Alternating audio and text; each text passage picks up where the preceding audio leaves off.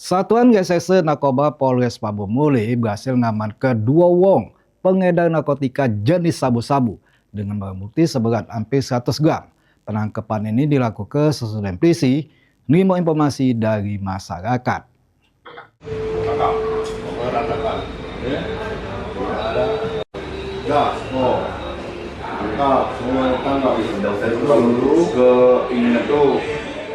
Satuan Reserse Narkoba Polres Pabumuli langsung melakukan bergerak sesudah mendapat informasi dari masyarakat terkait adanya bandar narkoba asal Kabupaten Pali yang nak nganterkan narkotika jenis sabu-sabu ke kota Pabumuli.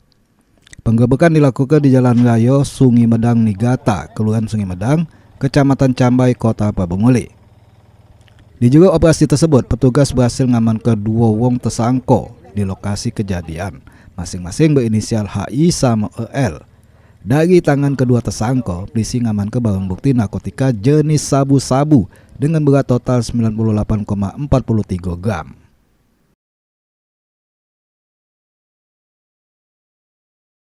Baik, kronologis penangkapan berawal dari informasi dari masyarakat bahwasanya salah satu kebun di daerah Sungai Medang, Kecamatan Cambai, Pabumuli ada dugaan transaksi narkoba.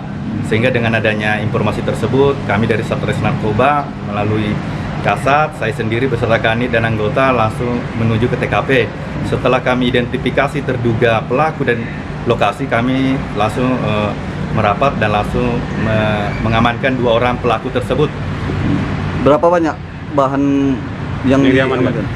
Barang bukti yang berhasil kami amankan terhadap kedua terduga pelaku ini berupa narkotika jenis sabu sekitar 98 gram, 2 buah unit HP dan 1 unit motor Honda Beat. Berdasarkan pengakuan tersangka ke petugas, sabu tersebut rencananya bakal diantar ke salah satu warga kota Pabumuli. Tapi sebelum barang haram tersebut diserahkan, polisi lebih dulu melakukan penangkapan. Penerima sabu tersebut ini masih dibebas. Ini kedua tersangka bersama barang bukti lah diamankan di Mapolres Pabumuli guna proses hukum lebih lanjut. Anggi Perkasa, PAL TV.